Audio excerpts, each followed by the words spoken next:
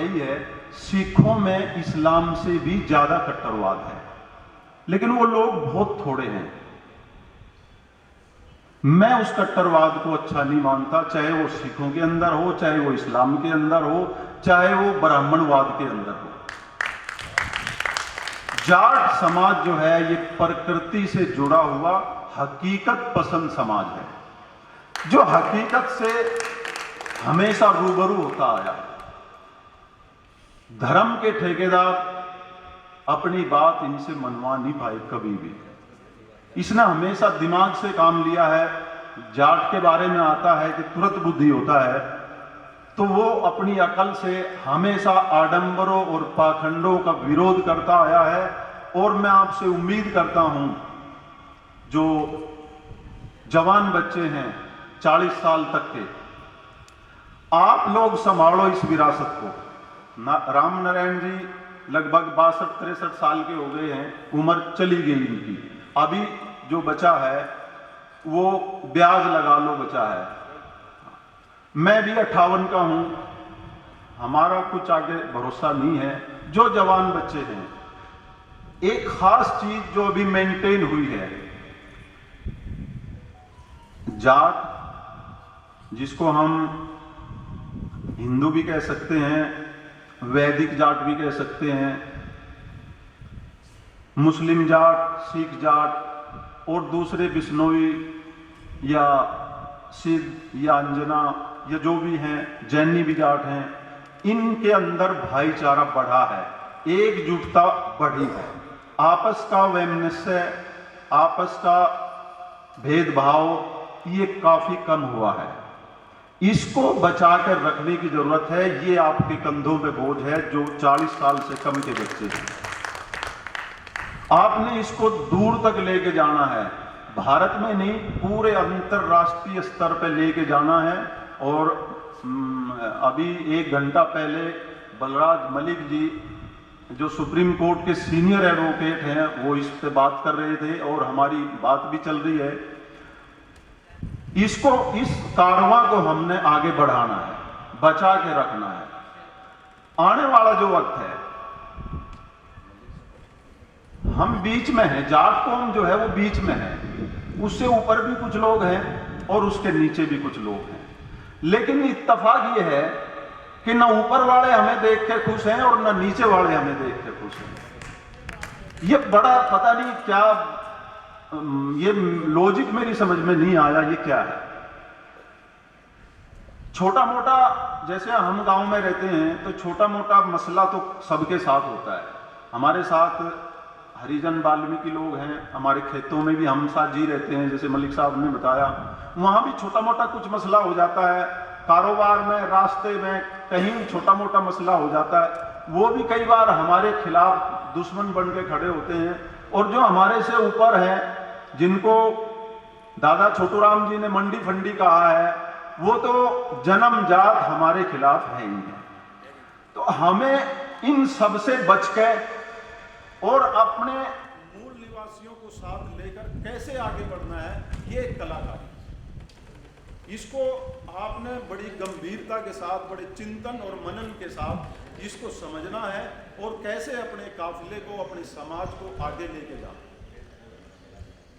आखिरी बात मैं आपसे ये कहना चाहता हूं, जाट समाज में जितने भी महानुभाव हुए, महाराजा सूरजमल हों, महाराजा रणजीत सिंह हों, दादा छोटूराम जी हों, चौधरी चरण सिंह जी, चौधरी देवीलाल जी, बाबा टिकैत जी, कुंभाराम आर्य जी हैं अभी के दौर के, मिर्धा जी हैं, मदेरनाथ, कोई भी है, मैं सबको अपना बड़ा मानता हूं, अपने पूर्वज मानता हूं और हम समाज सुधारक हैं।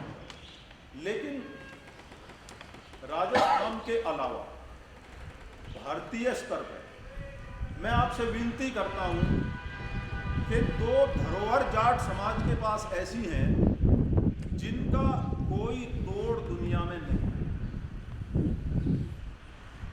एक ऐसा आदमी है जिसको हर समाज ने इज्जत से नवाजा। अंग्रेजों ने सर का खिताब दिया, मुसलमानों ने रहबरे आजम का खिताब दिया, गरीब जनता ने, जिनको ब्राह्मणवाद में शुद्ध कहा जाता है, उन्होंने दीन बंधु का खिताब दिया।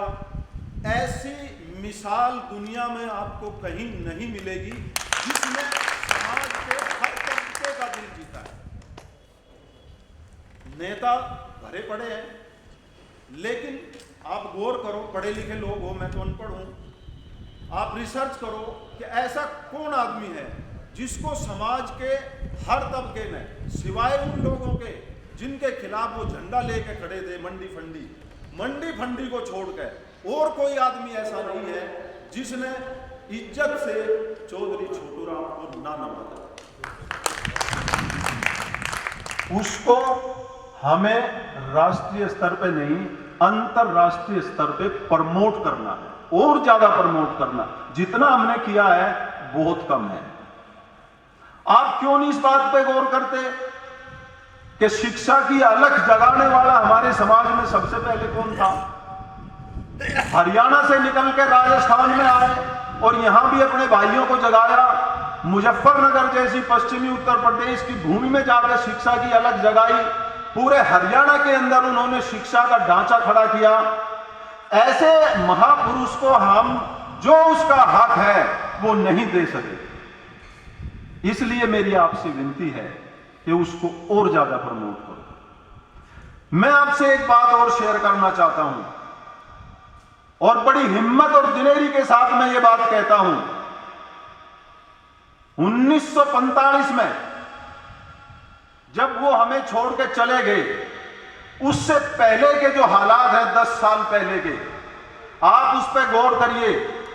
एक तरफ हिंदू महासभा खड़ी है, एक तरफ अकाली दल खड़े हैं, एक तरफ मुस्लिम लीग खड़ी है, और हर अपने मिशन को लेकर आगे बढ़ रहा है, अपनी कौम को अपने पीछे खड़ा कर रहा है। इन सब हालात के बावजूद चौधरी छोटूराम के अंदर क्या वजह थी, क्या गुण थे कि उसने मुसलमानों को अपने साथ लगाया, मुस्लिम लीग से हटाकर उसने सिखों को अपने साथ लगाया, अकाली दल से हटाकर उसने जाटों को अपने साथ लगाया, हिंदू महासभा से हटाकर, और दलित और जो बहुजन है उनको अपने साथ लगाया। क्या खूबी थी उस आदमी के अंदर? और उसने एक ऐसा मिशन बनाया, यूनियनिस्ट मिशन, कि इस पूरे पंजाब पे, पंजाब कितना था? मथुरा से चलिए दिल्ली, हरियाणा, ये पंजाब, उधर का पंजाब, हिमाचल और आधा कश्मीर, ये सब उस पंजाब के अंदर था जो आधे भारत की हैसियत रखता था। इस सारे पंजाब पे हुकूमत करी। नाम का राजा, नाम का बादशाह, बेशक खिजर हयात हो या सिकंदर हयात हो, लेकिन चलती चौधरी छोटूराम की थी। कितनी बड़ी बात है। एक तरफ अंग्रेजों से अपनी बात मनवाना, एक तरफ मुसलमानों को खुश करना, एक तरफ अपनी जनता को राजी करना, इन सब के साथ उसने कैसी तालमेल करी और कितनी अच्छी हुकूमत उसने चलाई, किसानों को कितने हक उसने दिलवाए।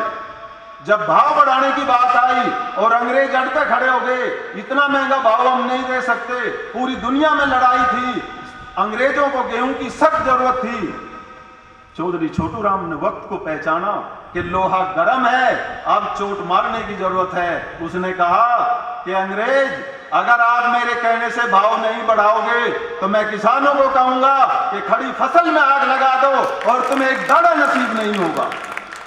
अंग्रेज मजबूर हुआ और उसने भाव बढ़ाया। मैं आपसे विनती करता हूं, ऐसे महापुरुषों को आने वाली जनरेशन को बताओ। दूसरा, आजादी के दीवाने बहुत हैं।